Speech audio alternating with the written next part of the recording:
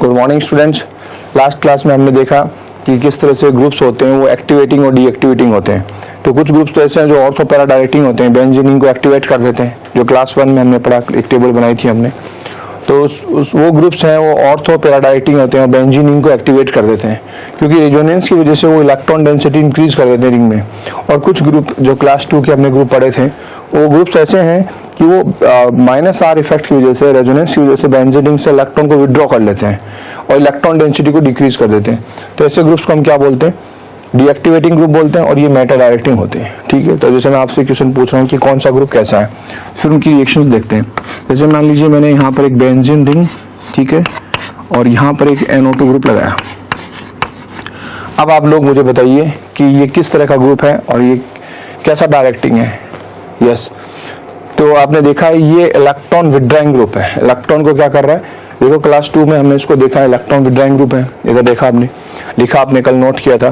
तो ये जब इलेक्ट्रॉन विड्रॉ करा रेजोनेंस की वजह से, तो यहाँ पर क्या होगा, इलेक्ट्रॉन डेंसिटी में कमी हो जाएगी। यहाँ पर नेगेटिव की वजह पॉजिटिव चार्ज क्रिएट होगा इस तरह से, जब इसके रेजोनेटिंग स्ट्रक्चर बनाएंगे। अब आने वाला इलेक्ट्रोफाइल वो यहाँ पर ऑर्थो और पैरा पोजीशन पर अप्रोच नहीं करेगा, क्योंकि वो सेम चार्ज इलेक्ट्रॉन डेंसिटी में कमी की वजह से यहाँ पर रिपल्सन फील करेगा। तो ये इलेक्ट्रोफिलिक सब्स्टिट्यूशन के लिए ये रिएक्शन, ये कंपाउंड है, बहुत ही लेस रिएक्टिव हो गया। और अगर ये इलेक्ट्रोफिलिक सब्स्टिट्यूशन रिएक्शन करता भी है तो ये इनकमिंग ग्रुप है, ये मेटा पोजीशन पर अटैक करेगा। क्यों? कि यहाँ पर इसको इलेक्ट्रॉन डेंसिटी पॉजिटिव चार्ज नहीं है, यहाँ पर इलेक्ट्रॉन डेंसिटी में कमी है, इसमें भी इलेक्ट्रॉन डेंसिटी में कमी है। तो यहाँ पर अप्रोच न करके ये मेटा ग्रुप पर अप्रोच करेगा। इसलिए ऐसे ग्रुप जो इलेक्ट्रॉन विड्रॉइंग है वो क्या होते हैं, मेटा डायरेक्टिंग होते हैं। ये हमने कल देखा। इसी तरह से मान लो कोई ग्रुप है, जैसे फॉर एग्जाम्पल हम बात करते हैं फिनोल, ये बेंजीन रिंग है, यहाँ पर ये फिनोल। तो ये रेजोनेंस की वजह से इलेक्ट्रॉन को डोनेट करेगा, इसके पास लॉन पेयर है। ये रेजोनेंस में जब इलेक्ट्रॉन डोनेट करेगा इस तरह से,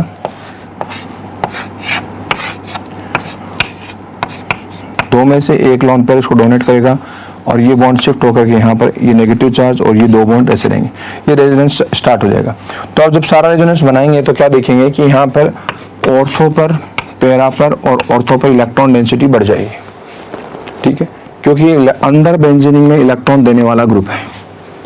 ठीक है, तो अब क्या होगा, आने वाला इलेक्ट्रोफाइल वो कहाँ अप्रोच करेगा, कहाँ अट्रैक्शन फील कर रहा है, तो ये इलेक्ट्रोफाइल ऑर्थो और पैरा पोजीशन पर अटैक करेगा, क्योंकि ऑर्थो पैरा पर इलेक्ट्रॉन डेंसिटी बढ़ गई है और यहाँ पर ऑर्थो और पैरा पर क्या हो गया था, इलेक्ट्रॉन डेंसिटी घट गई थी। तो इसलिए यहाँ पर इलेक्ट्रोफाइल इन जगह पर अप्रोच करने से ऐसे ग्रुप जो इलेक्ट्रॉन अंदर बेंजीन को डोनेट करते हैं, देते हैं, उनको क्या बोलते हैं, ऑर्थो एंड पैरा डायरेक्टिंग। तो ये ऑर्थो और पैरा डायरेक्टिंग ग्रुप है और ये वाला ग्रुप कैसा था, मेटा डायरेक्टिंग ग्रुप है। तो इनकी हमने कल एक लिस्टिंग की थी। आपने देखा कि कुछ ग्रुप हैं ऑर्थो और पैरा डायरेक्टिंग होते हैं और कुछ ग्रुप कैसे होते हैं, मेटा डायरेक्टिंग होती है। वो आपको मेमोराइज करना है, उनका ऑर्डर भी आपको, सीक्वेंस भी याद रखना है। तो चलिए इनसे कैसे रिएक्शंस करेंगे, क्या फायदा होगा वो चेक करते हैं। चलिए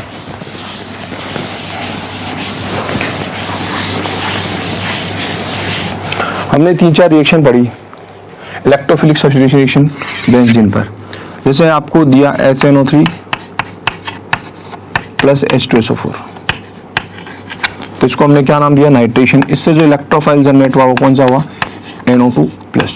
ये आपको याद रखना है।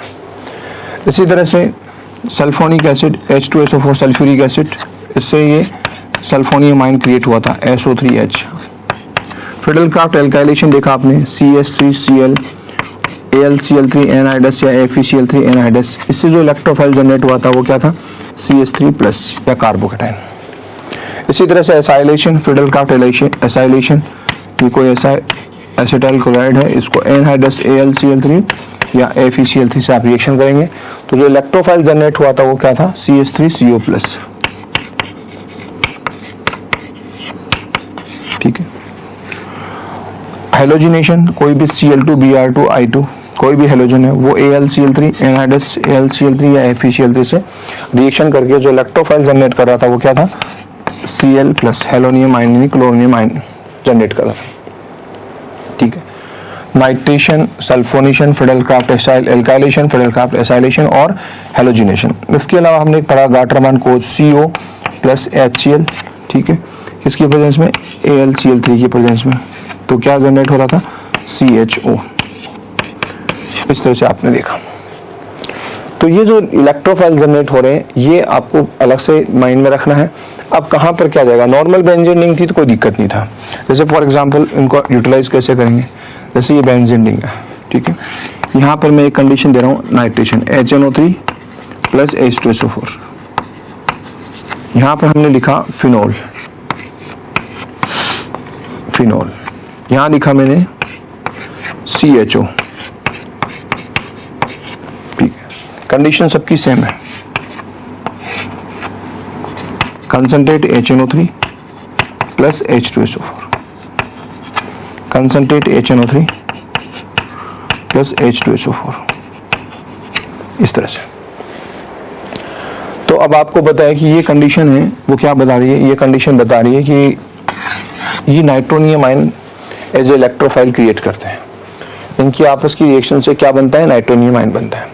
तो ये नाइट्रोनियम आयन जो एज इलेक्ट्रोफाइल जनरेट हो रहा है ये कहाँ जाएगा, बेंजीन रिंग में सारे इक्वल पोजीशन है, कहीं पर भी जा सकता है, किसी भी जगह से H को हटाएगा, रिप्लेस करेगा और वहां पर क्या हो जाएगा, नाइट्रो ग्रुप सब्स्टिट्यूट कर देगा H प्लस को।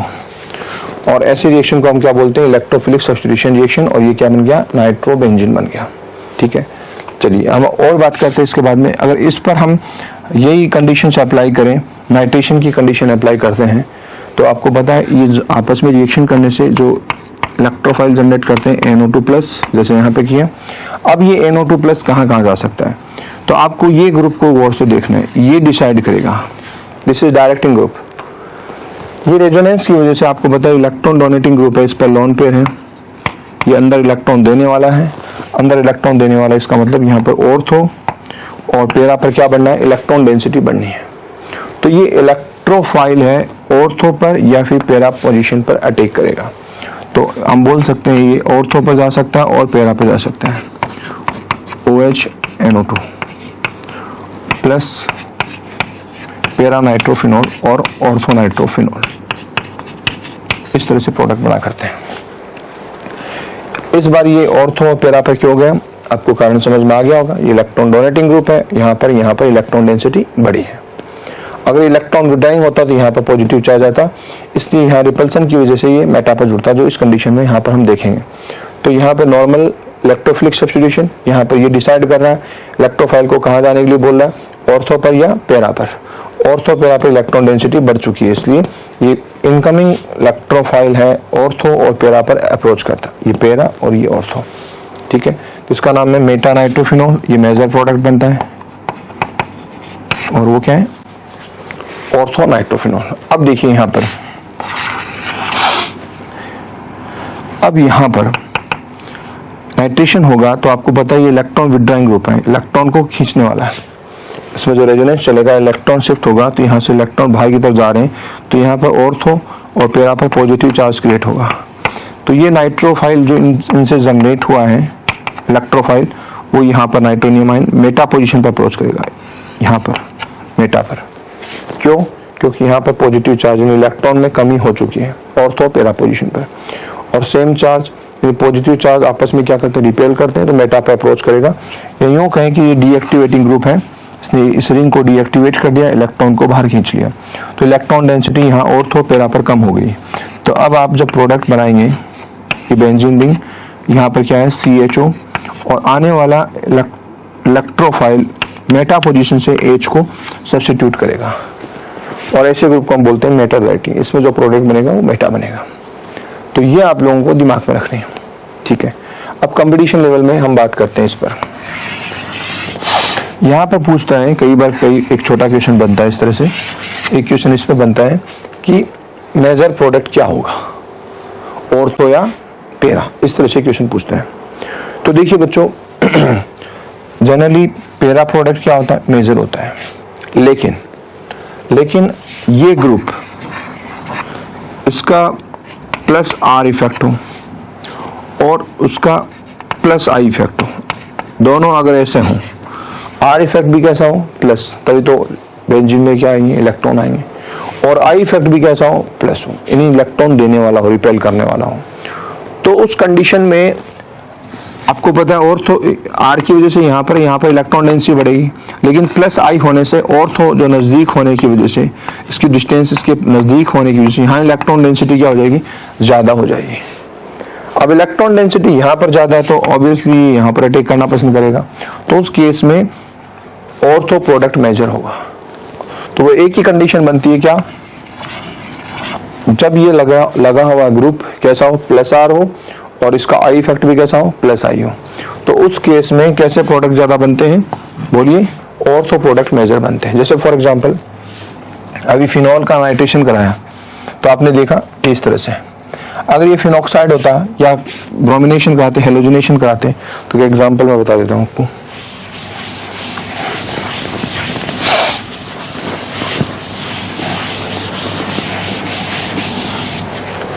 देखिए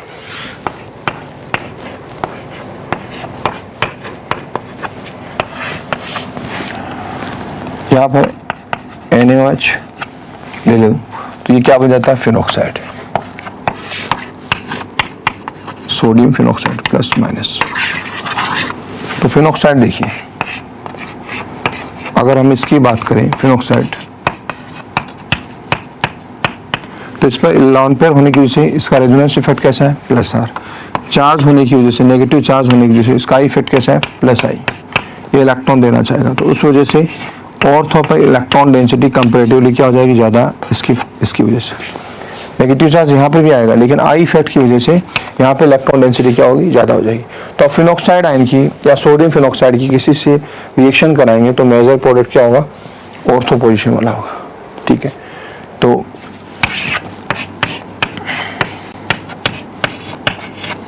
यहाँ पर मैं Cl2 लेके आ रहा हूँ Fe+3, तो क्या होगा यहाँ पर, ये प्रोडक्ट ज़्यादा बनने के चांस रहेंगे। आप इसको ऐसे लिख दो Cl। जैसे आपने देखा होगा राइमर-टीमान रिएक्शन, राइमर-टीमान रिएक्शन में क्या होता है, राइमर-टीमान रिएक्शन में फिनॉक्साइड आयन की रिएक्शन ही होती है, इसलिए ऑर्थो पर फॉर्मल ग्रुप आ जाता है, CHO ग्रुप या यूँ कहें CHCl3 और NaOH की OH, इनकी रिएक्शन कराई जाती है फिनॉल के साथ। फर्दर बाद में हाइड्रोलाइसिस कराते हैं। तो ये जो आपस में रिएक्शन करके एक इलेक्ट्रोफाइल बनाते हैं डाइक्लोरोकार्बन, ठीक है। लेकिन आपको पता है कि ये बेसिक मीडियम है, तो फिनॉल पहले क्या करता है, इस बेस से रिएक्शन करके, कंसेप्ट देखिए, बेस से रिएक्शन करके सोडियम फिनॉक्साइड बनाएगा। तो ये फिनॉक्साइड बनने की वजह से यहाँ पे इलेक्ट्रॉन डेंसिटी कंपेरेटिवली क्या होगी, ज़्यादा होगी। तो अब ये इलेक्ट्रोफाइल, इसको डाइक्लोरोकार्बन बोल रहे हैं, इलेक्ट्रॉन डिफिशिएंट है, वो यहाँ पर ऑर्थो पोजीशन पे जुड़ना चाहेगा, तो ये ऑर्थो पे जुड़ेगा। ये फिनॉक्साइड आयन है, चाहो तो इसको Na+ ऐसे लिख दो, और यहाँ पर वो जुड़ा, तो यहाँ से जो H निकलेगा, H निकलने के बाद ये Cl और Cl, H+ निकला, यहाँ पर ये डाइक्लोरोकार्बन जो इलेक्ट्रॉन डिफिशिएंट थी वहाँ जुड़ गया। वो H+ निकलता है, इस पर लॉन पेयर भी है, तो H+ यानी इलेक्ट्रॉन की कमी, और इस पर इलेक्ट्रॉन है तो वो यहीं का यहीं जुड़ जाता है, तो इसको क्या लिख सकते हैं, CHCl2, ये प्रोडक्ट बन जाता है। अब इसका फर्दर हाइड्रोलाइसिस कराता हूँ, तो हाइड्रोलाइसिस कहाँ कहाँ होगा, एक इस पर हाइड्रोलाइसिस होगा, Cl की जगह OH आएगा, यहाँ पर भी Cl की जगह क्या आएगा, OH आएगा, और एक यहाँ पर भी ये आयनिक जो साल्ट है इस पर भी हाइड्रोलाइसिस होगा, तो O- पे क्या आएगा, H+। जब इनका हाइड्रोलाइसिस कराता हूँ तो यहाँ पर क्या होगा, OH, ये तो फिनॉल बना वापस, और ये CH, और Cl पे क्या है, OH, और Cl पे क्या है, OH। एक ही कार्बन में 2 OH आते हैं तो वाटर मॉलिक्यूल निकाल दिया करते हैं स्टेबिलिटी के पर्पज से, तो ये क्या बन जाएगा, OH और CHO। ये है रायमंड-टीमान रिएक्शन। तो आप डायमंड-टीमान रिएक्शन में जब ये कंडीशन लेते हैं, ये वाली कंडीशन, तो डायरेक्ट अपने प्रोडक्ट बनाते हैं, ऑर्थो पर लेके आते हैं। तो ऑर्थो पे लाने की वजह क्या हुई, ऑर्थो पे क्यों आया, मेजर प्रोडक्ट ऑर्थो पर ही क्यों बनता है CHO, सैलिसिल DID क्यों बनता है, पैरा पर CHO क्यों नहीं गया, उसकी वजह क्या थी, क्योंकि पहले जब फिनॉल ने, जो कि एसिडिक नेचर का होता है, इस बेस NaOH से रिएक्शन करता है तो क्या बना लेता है, सोडियम फिनॉक्साइड बनाता है। और फिनॉक्साइड आयन का आपको पता है R इफेक्ट कैसा होता है, +R, बेंजीन में इलेक्ट्रॉन देगा, और I इफेक्ट कैसा होता है, +I। और जिसके +R और +I दोनों इफेक्ट है, किसी ग्रुप के R भी कैसा हो प्लस और I भी कैसा हो प्लस हो, तो वो बेंजीन में इलेक्ट्रॉन बहुत स्ट्रांगली देगा, जिससे ऑर्थो पर इलेक्ट्रॉन डेंसिटी बढ़ जाया करती है। और प्रोडक्ट है मेजर प्रोडक्ट क्या बनेंगे, ऑर्थो प्रोडक्ट मेजर बनेंगे, अदरवाइज क्या बनता है, पैरा प्रोडक्ट मेजर बनते हैं। तो ये हमने कुछ टेक्निक बातें सीखी, ये आपको कंपटीशन में यूटिलाइज करनी है।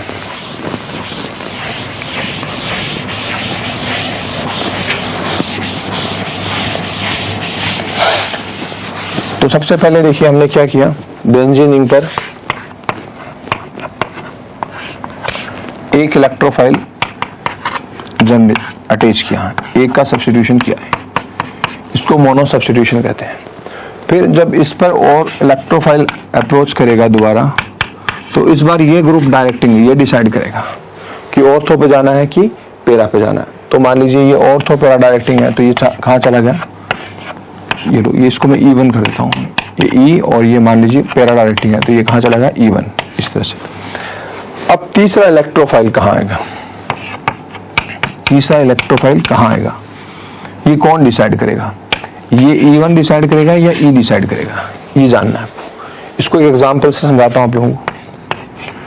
जैसे फॉर एग्जांपल मैंने यहाँ पर ये दिया और मैंने नाइट्रेशन कराया, ठीक है, HNO3 प्लस H2SO4, तो आपको पता है नाइट्रोबेंजीन बनना है, नाइट्रोनियम ग्रुप लग गया है NO2। अब जब दोबारा इलेक्ट्रोफाइल जब होगा सब्स्टिट्यूशन, तो ये ग्रुप डिसाइड करेगा, और आपको पता है मेटल डायरेक्टिंग है, तो मैंने ये रिएक्शन कराई, इस पर मान लीजिए CS3 यूँ कहें कि नाइट्रेशन दोबारा कराई HNO3 प्लस H2SO4, तो यहाँ पर NO2 ग्रुप कहाँ पर आएगा, इसके मेटा पोजीशन पर आएगा। तो अब ये कौन डिसाइड कर रहा है, ये डिसाइड कर रहा है NO2 मेटा पोजीशन पर आ गया। तो पहले आपने मोनो सब्स्टिट्यूशन पढ़ा, अब उसको दोबारा कराया तो क्या हुआ, डाई सब्स्टिट्यूशन। यहाँ तक हमने पढ़ लिया। सेकंड, इलेक्ट्रोफाइल कहाँ जुड़ना है वो कौन डिसाइड करेगा, बेंजीन रिंग पे जुड़ा हुआ ग्रुप।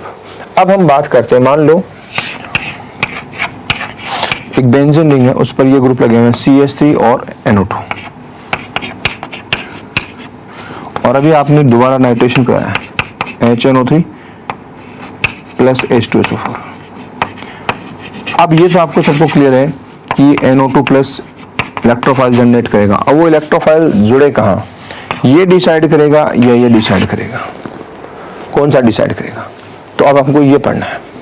अब तक हमने ये पढ़ लिया, बेंजीन रिंग पर एक इलेक्ट्रोफाइल लेके आए, नो प्रॉब्लम, बहुत आसान था, बस पता होना चाहिए कि इलेक्ट्रोफाइल कौन सा और क्या जनरेट हो रहा है। उसके बाद में हमने ये पढ़ा, तो ये भी बहुत आसान है, क्योंकि हमको पता है कि ये डिसाइड करता है, ये इलेक्ट्रॉन विड्राइंग हुआ तो मेटा डायरेक्टिंग, और इलेक्ट्रॉन डोनेटिंग हुआ तो ऑर्थो पैरा डायरेक्टिंग। तो आपको ये भी पता चल गया। और इसके लिए मैंने आपको क्या बनाया, एक दो लिस्ट बनाई है, वो लिस्ट भी देखना है। अब तीसरा, अब ये दो ग्रुप पहले से जुड़े हों बेंजीन पर, और फिर उसका इलेक्ट्रोफिलिक सब्स्टिट्यूशन कराएं, तो ये तीसरा जो इलेक्ट्रोफाइल जब आने वाला है वो इस बेंजीन रिंग पर कहाँ जुड़ेगा, उस पर हम डिस्कस कर रहे हैं। ठीक है, तो हम देखते हैं।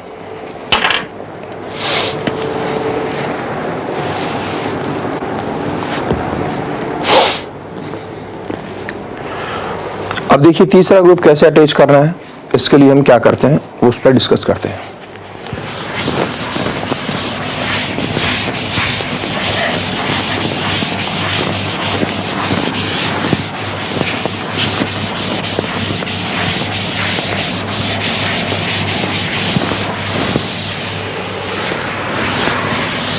आपने जो दो लिस्ट देखी है, क्लास फर्स्ट और क्लास सेकंड, अब उसको यूटिलाइज करेंगे। तो उन दो लिस्ट में एक लिस्ट क्लास जो फर्स्ट है उसके अंदर ऑर्थो पैरा डायरेक्टिंग ग्रुप थे, उसमें वेरी स्ट्रॉन्ग एक्टिवेटिंग, ठीक है, इसमें ये लिखा था मैंने नाइट्रोजन कॉन्टेनिंग जितने भी NH2 वगैरह जो भी, ठीक है, OH, नाइट्रोजन के एल्काइल ग्रुप भी लग सकते हैं, NH, NHR, NHR2 इस तरह से। उसके बाद में हमने क्या लिखा, OR, OCOR, फिर उसके बाद में नीचे लिया एराइल, फिर एल्काइल, फिर बेंज एराइल ग्रुप, और फिर विनाइल, ये उससे नीचे था, और उसके अंदर फिर फ्लोरीन, क्लोरीन, ब्रोमीन, आयोडीन, ये सारे के सारे क्या थे, क्लास फर्स्ट में थे। और ये ऑर्थो पैरा डायरेक्टिंग है। यहाँ पर क्या लिखा आपने, NR3 प्लस, ठीक है, नाइट्रोजन पर प्लस हो, फिर NH R2 plus NHR2 plus NHR NH3 plus, इस तरह से ये एक ऑर्डर बनाया था हमने, कल आपने देखा NH3 प्लस। उसके बाद में हमने क्या देखा, NO2 CF3, ठीक है, SO3H CN, इस तरह से हमने देखा। उससे डाउन वाले कौन से थे, एल्डिहाइड कीटोन वाले, COH मॉडरेट डीएक्टिवेटिंग, COR, और उससे भी वीक में कौन से थे, COX, COOH, फिर एस्टर, एसिड एनहाइड्राइड एमाइड, इस तरह से हमने देखा। ये क्या है, ऑर्थो और मेटा डायरेक्टिंग, और ये वाले कौन से, ऑर्थो पैरा डायरेक्टिंग। इसका एक ऑर्डर बताया, ये ऑर्डर इस तरह से, ये आपको ऑर्डर याद रखना है। तो ये हमने जो कल लिस्ट लिखाई थी उसको आपको दिमाग में रखना है। इस लिस्ट को यूटिलाइज करके हम क्या कर सकते हैं, आगे थर्ड ग्रुप को इंट्रोड्यूस कर सकते हैं। तो थर्ड ग्रुप का इंट्रोडक्शन कैसे होगा वो देखिए। मैं एक सिचुएशन लेता हूँ, कोई एग्जाम्पल लेता हूँ। तो ऐसे कंडीशन में क्या है, अगर दोनों ग्रुप, अगर बेंजीन पर जुड़े हुए दोनों ग्रुप हैं क्लास 1 से, if both group, case first क्या है, case first, if both group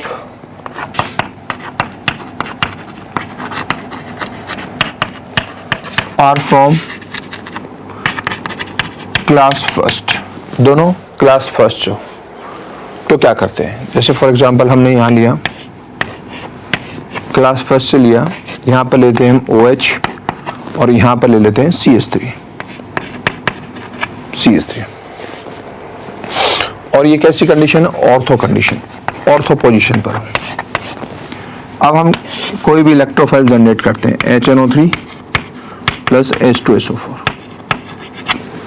ऐसी कंडीशन। तो आपको ये पता है कि नाइट्रेशन हो रहा है, नाइट्रोनियम ग्रुप आएगा, ये आपस में रिएक्शन करके कौन सा इलेक्ट्रोफाइल जनरेट करते हैं, हमने मैकेनिज्म पढ़ी NO2 प्लस। अब ये NO2 प्लस बेंजीनिंग पर जुड़ेगा, इलेक्ट्रोफिलिक सब्स्टिट्यूशन रिएक्शन शो करेगा, बट डिसाइड कौन करेगा, ये CH3 या OH। तो क्लास फर्स्ट में टॉप पर कौन है, ज्यादा रिएक्टिव कौन सा है, तो आपने देखा होगा जब लिस्ट पढ़ी, याद किएंगे आप, तो OH ग्रुप है क्लास फर्स्ट में टॉप पर है, यानी CH3 से ज्यादा एक्टिवेटिंग ग्रुप कौन सा है, OH। तो अब डिसाइड करेगा, ये OH डिसाइड करेगा, इस ग्रुप के बिहाफ पर आपको क्या करना है, प्रोडक्ट बनाना है। तो OH के ऑर्थो और पैरा पोजीशन पर आपको क्या बनाना है, प्रोडक्ट बनाना है। तो दो कंडीशन है, एक तो ऑर्थो पर यहां पर जुड़ सकता है, एक यहां जुड़ सकता है। तो ऐसे कंडीशन में आप इलेक्ट्रोफिलिक सब्स्टिट्यूशन जब रिएक्शन कराएंगे, OH और CH3 तो एज इट इज, एक तो आप क्या जोड़ सकते हैं, इसके ऑर्थो पोजीशन पे क्या लगाएंगे, OH की ऑर्थो पोजीशन पे NO2 ग्रुप लगाएंगे, और दूसरा OH के ही पैरा पोजीशन पे क्या लगाएंगे, NO2 ग्रुप लगाएंगे। ये लीजिए, इस तरह से दो पॉसिबिलिटीज है। तो जब ऑर्थो पोजीशन पे क्लास 1 के दो ग्रुप जुड़े हुए हों, ठीक है, तो कंडीशन क्या हो रही है, ऑर्थो पोजीशन पे दो आइसोमर्स बनते हैं, 2 आइसोमर्स।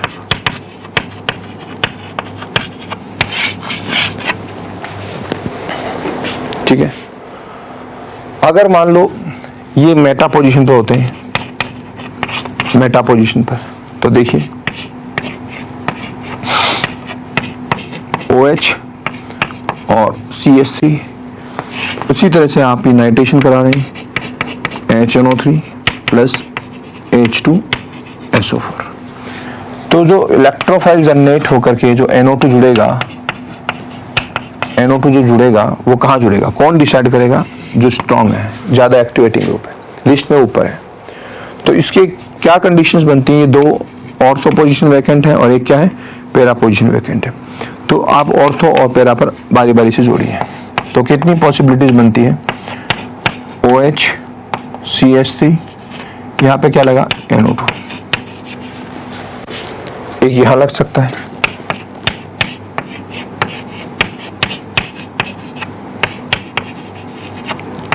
ये लीजिए, यहां पर क्या लगेगा, NO2,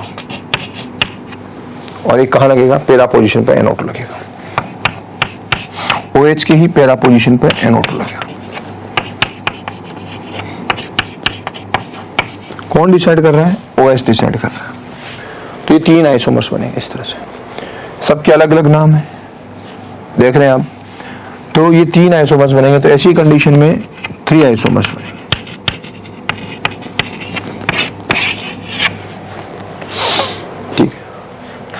और तीसरी कंडीशन, अगर पैरा पोजीशन पर हो,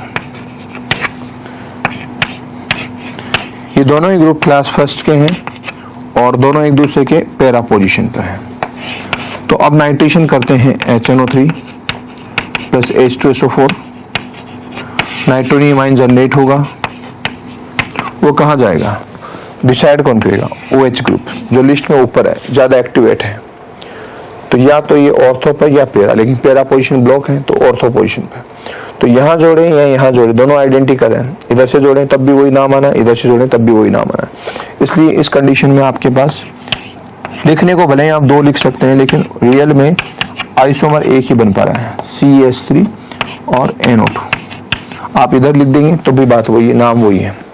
तो ऐसे कंडीशन में कितना आइसोमर बनेगा, 1 आइसोमर, 1 आइसोमर।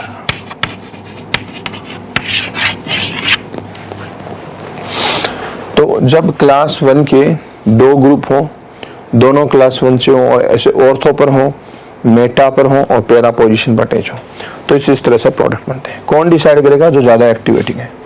और हम इसको शॉर्ट में आपको याद रखना है, अगले से बोलते हैं OMP rule, ortho Meta para, OMP, O for ortho, M for Meta, P for para, और 231 231, आपको ये याद रखना है। जब क्लास दोनों ग्रुप कहां से बिलोंग करते हो, क्लास 1 से बिलोंग करते हैं, तो आइसोमर्स कैसे बनेंगे, OMP रूल क्या लगाएंगे, 231 231 231। इसका मतलब है ऑर्थो पर लगे होंगे तो 2 आइसोमर्स, मेटा पर लगे होंगे तो 3 आइसोमर्स, और पैरा पोजीशन पे होंगे तो 1 आइसोमर बनेगा। इसको बोलते हैं OMP रूल, ठीक है, ये आपको याद करना है। ये सिचुएशन 1, केस फर्स्ट। अब हम बात करते हैं केस 2, ये आप उतारिए इसको।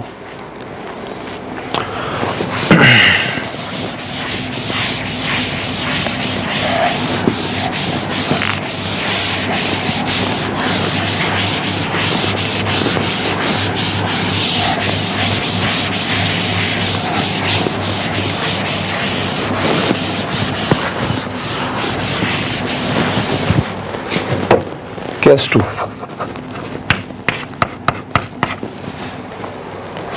केस 2 क्या होगा, मान लो दोनों ग्रुप में से एक ग्रुप तो क्लास 1 का हो और एक ग्रुप क्या हो, क्लास 2 का हो। इस केस में क्या है, अगर one group from class first and second group other group from class second, एक तो क्लास फर्स्ट से हो और एक क्लास सेकंड से हो। तो देखिए हम एग्जांपल ले लेते हैं, जैसे क्लास फर्स्ट से हम लेते हैं CH3, ठीक है, और क्लास 2 से लेते हैं हम NO2 या CHO, जो भी आप ले सकते हैं, ठीक है। ये आपने लिया पहली कंडीशन, और दोनों कैसी कंडीशन पे, ऑर्थो पोजीशन पर, ऑर्थो पोजीशन पे हो दोनों। अब आप क्या करेंगे, अगर इसका इलेक्ट्रोफिलिक सब्स्टिट्यूशन रिएक्शन कराते हैं, जैसे मान लीजिए मैं आपको बहुत ही फेमस नाइट्रेशन ही करा लेता हूँ, HNO3 प्लस H2SO4, ठीक है। आपने काफी बार देखा है, खूब प्रैक्टिस हो गई होगी अब तक, तो इनकी रिएक्शन से जो इलेक्ट्रोफाइल जनरेट होगा वो कौन सा होगा, NO2 प्लस होगा, ठीक है। अब मुझे बताइए कि जब दो क्लास डिफरेंट क्लास के ग्रुप जुड़े हों, क्लास फर्स्ट भी है, क्लास सेकंड भी है, और ये आने वाला थर्ड ग्रुप है, वो कहाँ जाएगा, कौन डिसाइड करेगा, which group is directing group. तो ऐसी कंडीशन में क्लास फर्स्ट का, और जब क्लास फर्स्ट के दोनों थे तब तो मोर एक्टिवेटिंग ग्रुप डिसाइड कर रहा था। अभी क्लास फर्स्ट और क्लास सेकंड दोनों हो तो क्लास फर्स्ट का ही ग्रुप डिसाइड करेगा जो ज्यादा एक्टिवेट कर रहा हो। तो इसमें एक्टिवेटिंग ग्रुप तो यही हुआ ना, CH3, तो ये डिसाइड करेगा, ये डिसाइड करेगा इनकमिंग इलेक्ट्रोफाइल कहाँ जाकर के जुड़ रहा है, ठीक है, किस हाइड्रोजन को रिप्लेस करेगा। तो अब ये क्लास फर्स्ट और क्लास सेकंड, तो क्लास फर्स्ट डिसाइड करेगा।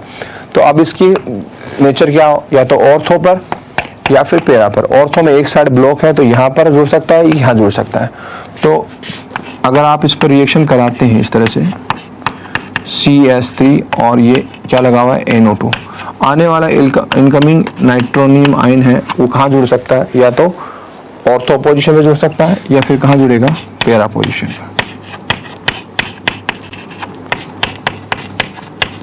ये लो यहां जुड़ गया, ठीक है।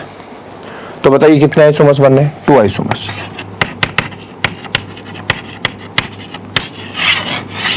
बनेंगे। अब चलिए ऑर्थो के बाद में हम बात करते हैं मेटा पोजीशन की। मेटा पोजीशन पर लगे होंगे ये दोनों, CS3 और NO2। आप फिर से कोई इलेक्ट्रोफिलिक सब्स्टिट्यूशन रिएक्शन कराएं, HNO3 और H2SO4 लिया, इनकी रिएक्शन से क्या जनरेट होगा, नाइट्रोनियम आयन जनरेट होगा। और ये नाइट्रोनियम अब कहाँ जाएगा, कौन डिसाइड करेगा, वही जो क्लास फर्स्ट है CS3 ग्रुप डिसाइड करेगा। कहाँ कहाँ जुड़ सकता है, इसकी ऑर्थो और इसकी पैरा पोजीशन, और सब जगह खाली है तो, और सब आइडेंटिकल नहीं है। तो यहाँ पर लगेगा तो अलग आइसोमर होगा, यहाँ लगेगा तो अलग, और यहाँ लगेगा तो अलग। तो ये कंडीशन जब आप इस पर देखते हुए रिएक्शन कराते हैं तो ये लिखिए यहाँ पर CS3 और मेटा पोजीशन पे NO2 था। आने वाला इलेक्ट्रोफाइल यहाँ जुड़ गया, ये इनकमिंग इलेक्ट्रोफाइल यहाँ जुड़ा। दूसरी कंडीशन क्या हो सकती है, CS3 और NO2। आने वाला इलेक्ट्रोफाइल यहाँ जुड़ गया NO2 इस जगह पर। और तीसरी कंडीशन CS3 के Meta position, sorry para position पे जुड़ सकता है, CS3 NO2। CS3 डायरेक्टिंग है, ऑर्थो पैरा डायरेक्टिंग आपको पता है क्लास 1 से बिलोंग करता है। तो ऑर्थो पे जोड़ दिया, आप कौन सी कंडीशन बाकी रहेगी, पैरा हो, और पैरा पर आपने ये NO2 जोड़ दिया।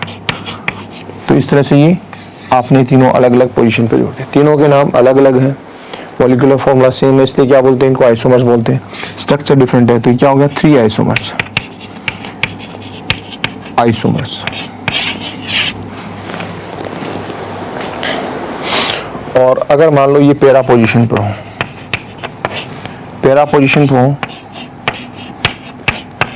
CS3 और NO2, आप नाइट्रेशन करा रहे हैं HNO3। आप दूसरी रिएक्शन ले सकते हैं, मैं आपको माइंड को फ्रेमिंग करने के लिए, बताने के लिए कि भाई किस तरह से होता है। अभी तो मैं कंसेप्ट सिखा रहा हूँ, आप कोई भी रिएक्शन कैसे भी अप्लाई कर सकते हैं। इनसे इलेक्ट्रोफाइल जनरेट होगा नाइट्रोनियम आयन। डायरेक्टिंग ग्रुप ये है क्योंकि क्लास 1 से है, तो इसकी ऑर्थो पोजीशन और इसकी पैरा पोजीशन हो जाएगा, लेकिन पैरा पोजीशन ऑलरेडी ब्लॉक है, यहाँ पर नहीं जा सकता। तो ये 2 कंडीशन बचती है, लेकिन दोनों आइडेंटिकल है, इधर से जाएं चाहे इधर से जाएं, सेम कंडीशन आ रही है, एकदम आइडेंटिकल है। नाम लगाने को आप 2 लिख सकते हैं, लेकिन नाम दोनों के क्या होंगे, एक ही होंगे, स्ट्रक्चर सेम है, इसलिए डिफरेंट आइसोमर्स नहीं है, आइडेंटिकल होने की वजह से। तो कहीं पर भी आप किसी भी साइड में एक आप ग्रुप जोड़ दीजिए, जो इनकमिंग इलेक्ट्रोफाइल जो भी आ रहा है वो यहाँ पर या यहाँ पर कहीं पर भी जोड़ दीजिए। यहाँ पर आपने इनकमिंग इलेक्ट्रोफाइल NO2 को जोड़ दिया, लीजिए। तो इस तरह से एक ही आइसोमर बनता है। तो ऐसी कंडीशन में हम लिख सकते हैं इससे एक ही आइसोमर बन सकता है, और ज्यादा आइसोमर बनने की पॉसिबिलिटी नहीं आइसोमर्स में। तो फिर से देखिए आपने क्या देखा, जब ऑर्थो पोजीशन पर थे तो 2 आइसोमर्स, मेटा पर थे तो 3 आइसोमर्स, और पैरा पर था तो 1 आइसोमर। तो हम इसके लिए भी अप्लाई कर सकते हैं OMP रूल इक्वल टू 2-3-1। जैसे हमने पहली कंडीशन में केस फर्स्ट में पढ़ा, वैसे ही केस सेकंड में। जब दोनों बेंजीन पर जुड़े हुए ग्रुप्स हैं वो क्लास फर्स्ट से बिलोंग करते हैं, तब भी OMP कितना था, 2-3-1। और जब दोनों डिफरेंट क्लास से हैं, दोनों ग्रुप, एक क्लास फर्स्ट से और एक क्लास सेकंड से, तब भी हमारा OMP रूल कितना है, 2-3-1। 2 आइसोमर्स तब बनेंगे जब वो ऑर्थो पोजीशन पे हो, 3 तब बनेंगे जब मेटा पोजीशन पे हो, और 1 आइसोमर तब बनेगा जब वो पैरा पोजीशन पे हो वो ग्रुप। तो इस तरह से आपको ये समझना है। चलिए नोट कीजिए इसको।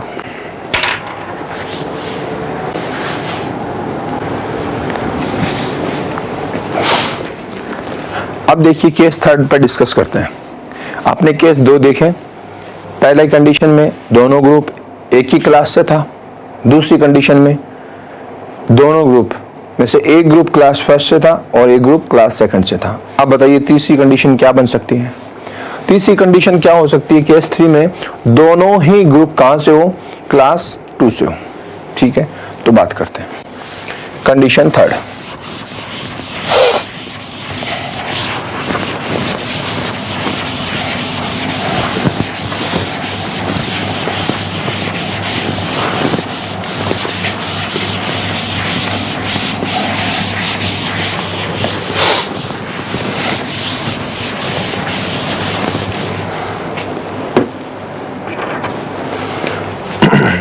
Case third,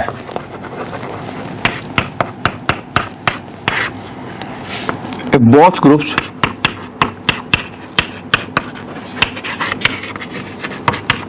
form class second, दोनों ही क्लास सेकंड से हो, और आपको पता है कि दोनों ही ग्रुप जब क्लास सेकंड से होंगे तो डेफिनेटली दोनों ही ग्रुप मेटा डायरेक्टिंग होंगे, क्योंकि आपको पता है कि क्लास सेकंड में मेटा डायरेक्टिंग नेचर होती है। तो मेटा डायरेक्शन में भी ज्यादा स्ट्रॉन्ग यानी ज्यादा डीएक्टिवेटिंग ग्रुप कौन सा, स्ट्रॉन्ग डीएक्टिवेटिंग ग्रुप जो ऊपर होगा वो डिसाइड करेगा। तो जब दोनों क्लास 2 से हो तो उस केस में आप देखिएगा, जैसे फॉर एग्जांपल मैं एक कंडीशन देता हूं, यहां लिखा मैंने NO2 और यहां लिखा मैंने CHO, दोनों ऑर्थो पोजीशन पर है, और मैं नाइट्रेशन करा रहा हूं HNO3 प्लस H2SO4, ठीक है। इलेक्ट्रोफाइल क्या जनरेट होगा, NO2 प्लस। कौन डिसाइड करेगा, ये भी मेटा डायरेक्टिंग है, ये भी मेटा डायरेक्टिंग है। मेटा डायरेक्टिंग तो होंगे लेकिन डिसाइड कौन करेगा, जो स्ट्रांग होगा, जो लिस्ट में ऊपर है।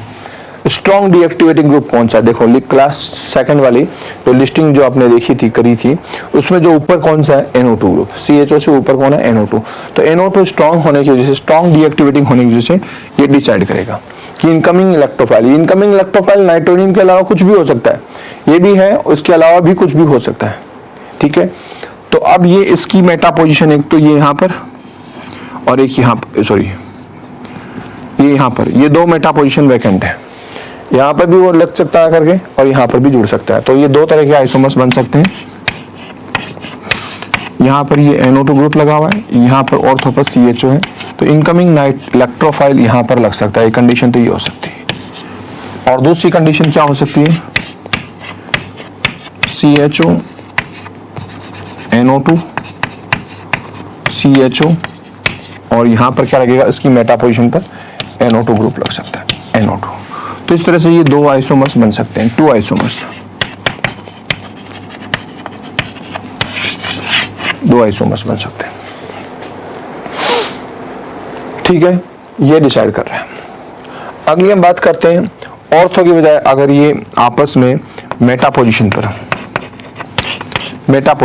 तो देखिए बनाते हैं इसको मेटा पोजीशन पर। ये NO2, इस पर CHO मेटा पोजीशन पर होता है, ये और हम कंडीशन कोई भी रिएक्शन करा रहे हैं, नाइट्रेशन की कंडीशन लेकर चल रहे हैं, HNO3 प्लस H2SO4। कोई जरूरी नहीं है कि आप नाइट्रेशन ही करवाएं, वो अगला कुछ भी दे सकता है क्वेश्चन में, लेकिन आपको बताने के लिए मैं एक स्टैंडर्ड एक एग्जांपल लेके चल रहा हूं ताकि आपको हर जगह पर ही समझ में आ जाए। यहाँ पर कुछ भी कंडीशन, हमने काफी सारी इलेक्ट्रोफाइल जनरेट करना सिखाए आपको, जो भी कंडीशन दे, जो इलेक्ट्रोफाइल जनरेट होगा वो जा करके जुड़ेगा।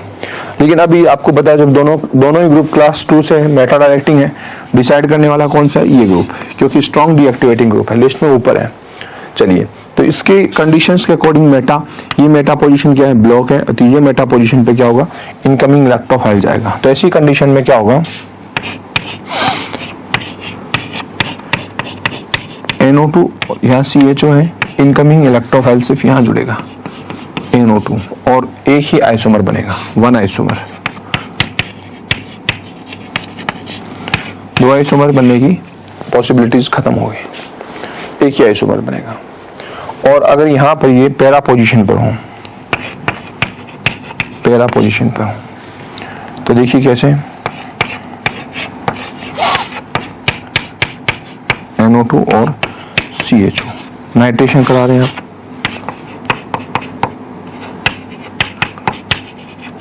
इनकमिंग इलेक्ट्रोफाइल क्या होगा, नाइट्रोनियम आयन, वो कहां जाएगा, डिसाइड कौन करेगा, ये डिसाइड करेगा। कहां जुड़ेगा, मेटा पोजीशन पे, इस पे जुड़े या इस पे जुड़े, ये आइडेंटिकल पोजीशंस हैं, सेम नाम आएगा, कहीं पे जुड़े, यहाँ पर जुड़े या यहाँ पर जुड़े, दिखने में 2 लग रही है मगर है एक ही। तो यहाँ पर NO2 और CHO, इनकमिंग इलेक्ट्रोफाइल, कहीं पर भी एक मेटा पोजीशन पर आप जोड़ेंगे, इधर भी जोड़ सकते हैं, इधर भी जोड़ सकते हैं। इसका मतलब क्या हुआ, एक ही आइसोमर बनेगा, 1 आइसोमर, 1 आइसोमर। तो जब दोनों मेटा पोजीशन पे होते हैं तो OMP रूल क्या हुआ, OMP, तो क्या हुआ, 2 1 1, 211, वैसे क्या था 231, जब क्लास दोनों ग्रुप क्लास फर्स्ट से बिलोंग कर रहे थे, या दोनों ग्रुप एक क्लास फर्स्ट और एक क्लास सेकंड से बिलोंग कर रहा था, तब तो 2-3-1 ओएमप रूल क्या था, 2-3-1। और दोनों ही मेटा डायरेक्टिंग है, दोनों ही क्लास सेकंड से बिलोंग कर रहे हैं, तो फिर हमारा जो ओएमप रूल होगा वो क्या होगा, 2-1-1। इस तरह से आप लोगों को देखना है, ठीक है। तो ये कंडीशन आपने देखी, 3 केस थे। अब हम 3 ग्रुप इंट्रोड्यूस कर सकें, अगर 4th ग्रुप इंट्रोड्यूस करना चाहें तो कैसी कंडीशन होगी। तो 4th ग्रुप में देखते हैं 2-4 एग्जांपल उसके भी, किस तरह से क्या करते हैं।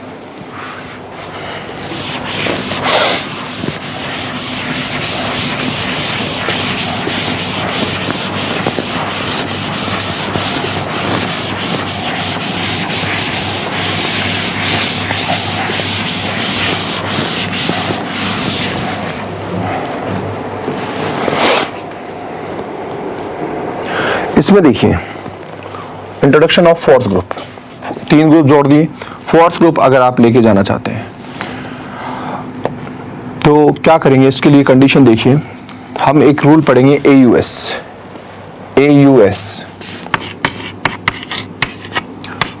2-3-1 AUS, इसको याद रखना आपको। A फॉर एडजेसेंट,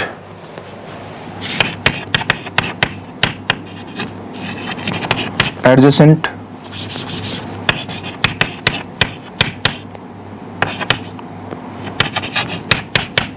2 unsymmetric, 3 और symmetric,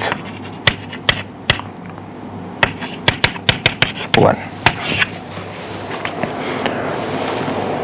एडजेसेंट का मतलब पास पास, और अनसिमेट्रिक का मतलब जो मॉलिक्यूल सिमेट्रिक ना हो, और सिमेट्रिक का मतलब आपको पता है कि ग्रुप में क्या हो, सिमेट्रिक हो।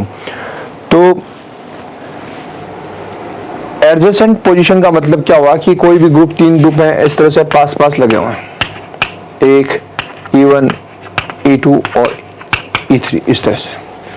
ऐसी कंडीशन को क्या बोलते हैं, एडजेसेंट बोलते हैं। और अनसिमेट्रिक का मतलब उस मॉलिक्यूल में कोई सिमेट्रिक ना हो, और सिमेट्रिक का मतलब आप समझते हैं मॉलिक्यूल में कोई भी सिमेट्रिक हो। तो ऐसी कंडीशन में हम इस रूल को क्या बोलते हैं, AUS रूल। तो हम 3 कंडीशन हम बारी बारी से पढ़ते हैं, 4th ग्रुप फिर कैसे इंट्रोड्यूस करेंगे, इस पर क्वेश्चन बनता है। तो पहली कंडीशन, जब वो सारे के सारे ग्रुप क्या हो, एडजेसेंट हो, पास पास हो। जैसे फॉर एग्जाम्पल यहां पर मैंने CH3 ग्रुप डाल दिए तीनों, CH3 और डिफरेंट डालें तो आपको पता है वो अगर इनमें से एक में भी ऑर्थो पैरा वाला आ गया, एक्टिवेटिंग ग्रुप आ गया, तो उसमें जो जितना ऊपर होगा वो डिसाइड करेगा, ठीक है। जो ऊपर होगा वो डिसाइड करेगा। और क्लास 1 और क्लास 2 दोनों से बिलोंग करता है, तो क्लास फर्स्ट वाला डिसाइड करेगा, और उसमें भी वो जो ज्यादा एक्टिवेट हो, जितना ऊपर हो। और सारे के सारे तीनों ग्रुप क्लास किससे बिलोंग करते हैं, क्लास सेकंड से बिलोंग करते हैं। तो उनमें स्ट्रॉन्ग डीएक्टिवेटिंग ग्रुप है, वो मेटा डायरेक्टिंग होगा, मेटा पर पहुंचाएगा चौथे को, ठीक है। तो चलिए बात करते हैं यहां पर नाइट्रेशन की, HNO3 प्लस H2SO4। तो इनमें से कोई भी एक डिसाइड करेगा। जैसे मान लीजिए हम इसकी बात करते हैं, ये डिसाइड करता है, तो ये इसकी पोजीशन क्या होगी, तीनों एक जैसे है ना, तीनों डिसाइड करेंगे। तो मान लीजिए इसकी पोजीशन क्या होगी, इसकी पोजीशन या तो ये ऑर्थो और ये पैरा। तो इसके अकॉर्डिंग अगर ये भेजता है तो देखिए ये CH3 और CH3, तो हम क्या कर देंगे, एक तो ये ऑर्थो पर लगाया हमने NO2, और एक कहाँ लगाया, पैरा पर, CH3 और CH3 पैरा पर लगा दिया। ये इसके अकॉर्डिंग हमने डिसाइड कर लिया। अब चूंकि तीनों बराबर हैं, तो अब इसके अकॉर्डिंग देखते हैं। इसके अकॉर्डिंग ऑर्थो तो ब्लॉक है, और इसका पैरा ये वाला कंडीशन, इसका पैरा, तो ये कंडीशन बनती है। अगर मैं दूसरे से बात करता हूं, दूसरे कैसे, CH3 और CH3 ये डिसाइड करा इस पर। तो ऑर्थो पोजीशन तो इसकी ब्लॉक है, इसकी पैरा ये वाली है, तो इसकी पैरा पर मैंने ये NO2 ग्रुप छोड़ दिया, ठीक है। अब चलिए और इसकी ऑर्थो पर देखिए, अगर इसका ऑर्थो पर लगा ही नहीं सकते, ऑर्थो तो ब्लॉक है, ठीक है। अगली कंडीशन में देखिए, अगर ये डिसाइडिंग करने वाला हो तो इसकी ऑर्थो ब्लॉक है और इसकी पैरा पोजीशन ये बचती है, तो यहां पर लगा देते हैं तीसरे से। CS3, CS3 और CS3, और ये पोजीशन पे NO2 लगेगा, NO2 लगेगा। ठीक है, तो अब देखिए, आप लोग देख रहे हैं कि ये कंडीशन, ये वाली कंडीशन और ये वाली कंडीशन सेम है, दोनों सेम है कि नहीं? तो हम क्या बोल सकते हैं, इन दोनों में से एक को ही काउंट करेंगे, इसको और इसको एक को काउंट करना है। और इवन ये कंडीशन भी सेम है, आप नंबरिंग कीजिए 1 2 3 4, 1 2 3 4, 1 2 3 4, सेम नाम है। तो इन तीन में से तीन आइडेंटिकल है, 1 2 3, तीन में से हमने एक को सिलेक्ट करना है। मान लीजिए हम इसको सिलेक्ट कर लेते हैं, तो ये दोनों तो हम कट कर देंगे, इन दोनों को हम कट करेंगे, तो एक तो ये हुआ और एक ये हुआ, तो डिफरेंट आइसोमर्स बने। तो हम बोल सकते हैं जब सेम ग्रुप एडजेसेंट पोजीशन पर हो तो कितने आइसोमर बनेंगे? 2 आइसोमर। एडजेसेंट पोजीशन पर होते हैं तो 2 आइसोमर्स बनते हैं। ठीक है,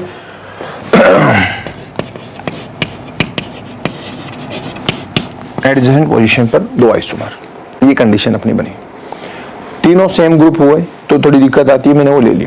अगर डिफरेंट डिफरेंट ग्रुप होते, जैसे यहाँ पर CS3 था, यहाँ पर क्या होता, OH होता, ठीक है, यहाँ पर कुछ और होता जैसे Cl होता, तो कौन डिसाइड करेगा? सिर्फ OH डिसाइड करेगा। अभी तीनों क्लास फर्स्ट से है तो ये OH डिसाइड करेगा, इसकी ऑर्थो ब्लॉक है तो यहाँ पर सिर्फ यहाँ जुड़ जाएगी, इसकी पैरा पोजिशन जुड़ जाएगा, वो आसान है। और क्लास फर्स्ट और सेकंड के जुड़े हुए, जैसे यहाँ पर OH जुड़ा हुआ हो, यहाँ CS3 जुड़ा हुआ हो, यहाँ पर क्या जुड़ा हुआ हो, NO2 जुड़ा हुआ हो, तो कौन डिसाइड करेगा? ये वाला। और इसकी कौन सी पोजीशन पर? पैरा पोजीशन, और इसकी ऑर्थो पोजीशन पर ग्रुप जाएंगे। और सारे के सारे मेटा पर हों, सारे वाले क्लास सेकंड से बिलोंग करते हो, जैसे यहाँ लिखा हुआ है NO2, यहाँ लिखा हुआ है CN, यहाँ लिखा हुआ है CHO। ठीक है, तीनों ही क्लास सेकंड से बिलोंग करते हैं। और आपको पता है मेटा डायरेक्टिंग है तो सबकी मेटा पोजीशन पर आप देखेंगे, लेकिन डिसाइड कौन करेगा? सबसे स्ट्रॉन्ग डीएक्टिवेटिंग ग्रुप कौन सा है? NO2। तो इसकी मेटा ये ब्लॉक है तो आपके यहाँ पे जुड़ जाएगा आगे। बस इस तरह से आपको करना है। दिक्कत तब आती है जब सारे के सारे क्या हो, एक जैसे हो, और एक जैसे में सबका इक्वल देखना पड़ता है। फिर कितने आइसोमर्स बन सकते हैं? जब एक ही तरह के ग्रुप लगे हुए तो एडजेसेंट पोजीशन पे होंगे तो कितना बनेगा? 2 आइसोमर्स बनेंगे। तो वो कंडीशन लेके चल रहे हैं।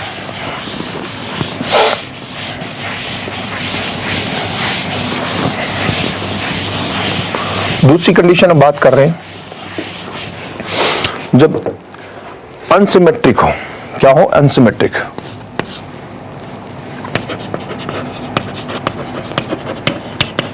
अनसिमेट्रिक कंडीशन आए तो देखिए क्या होगा, यहां पर CS3, यहां CS3 और यहां CS3, इस तरह की वो कंडीशन है। तो आप नाइट्रेशन कराइए, NO2 प्लस ये कैसे आएगा? HNO3 और H2SO4 से रिएक्शन कराएंगे। सारे के सारे फर्स्ट क्लास से, क्लास फर्स्ट से बिलोंग करते हैं और इक्वल एक जैसे। तो अब डिसाइड सबसे देखना पड़ेगा। इसके पहले सबसे पहले देखते हैं इसके ऑर्थो और पैरा। तो ऑर्थो तो ब्लॉक है, इसकी ये ऑर्थो खाली है, तो अपना प्रोडक्ट क्या बन सकता है?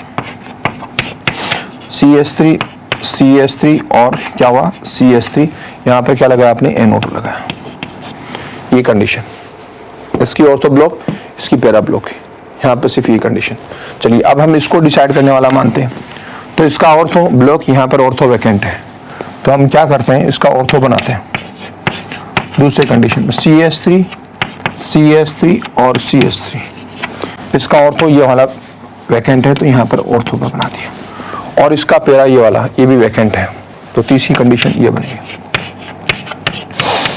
CS3 और CS3 आने वाला इसके पैरा पोजीशन पर यहाँ पर लग गया। ठीक है, अब हम इसके बिहाफ पर, इसका पैरा पोजीशन क्या है? ब्लॉक है, ये 2 ऑर्थो खाली है इसके और इसके, तो हम ये बना सकते हैं CS3 और CS3, ये दोनों खाली है। तो एक बार हमने NO2 यहां लगाया और एक बार यहां लगा देते हैं।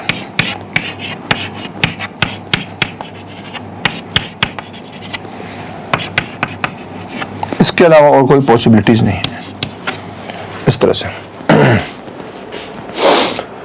तो अब देखिए, आपको ये चेक करना है कि इनमें से कि कौन से आइडेंटिकल हैं। आइडेंटिकल में दो में से एक जैसा ही मानेंगे, ठीक है।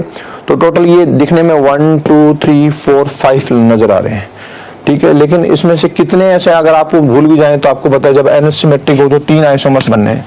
अब इनमें 3 आइसोमर्स बनने हैं, बाकी के 2 इसका मतलब क्या होंगे, सेम होंगे। तो अब चेक कर लेते हैं कौन कौन सा सेम है। देखिए यहाँ से अगर देखें 2 CH3 और Na2, फिर एक छोड़ करके इधर ये, और ये यहाँ पे 2 CH3 NO2, और ये कंडीशन देखिए, ये वाला और ये वाला, ये दोनों सेम है कि नहीं, ये दोनों सेम है कि नहीं, ये आप लोगों को दोनों को आइडेंटिकल नजर आ रहे हैं। तो इनमें से एक ही कंसिडर होगा। जैसे एक को मैं कट कर देता हूं, ये कट कर दिया, एक आइसोमर्स माना जाएगा। और अभी ये देखिए ये 2, ठीक है, इसके पैरा पे NO2, ये 2, इसके पैरा पे NO2, इसके पैरा पर ये सेम आइडेंटिकल है। इनका नाम देखिए, ये दोनों सेम है। इन दोनों में से एक को कंसिडर करेंगे, ये कट कर देता हूं, ठीक है। तो अगर वो कट कर देता हूं तो टोटल आइसोमर्स कितने बचते हैं, 1 2 3, 3 आइसोमर्स बनते हैं। तो इस केस में अगर अनसिमेट्रिक हो तो कितना आइसोमर्स बनेंगे, 3 आइसोमर्स बनेंगे, AUS रूल, ठीक है। तो ये आपने देखा। और फाइनली देखते हैं अगर मॉलिक्यूल सिमेट्रिक हो तो कितने आइसोमर्स बनेंगे।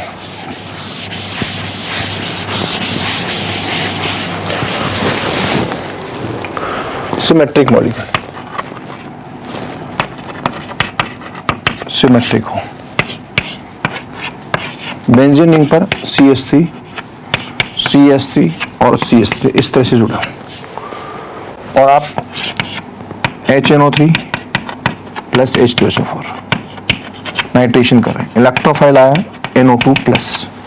तो देखिए अगर इससे डिसाइड करते हैं तो ये 2 ऑर्थो और ये पैरा इस जगह पर आ सकते हैं।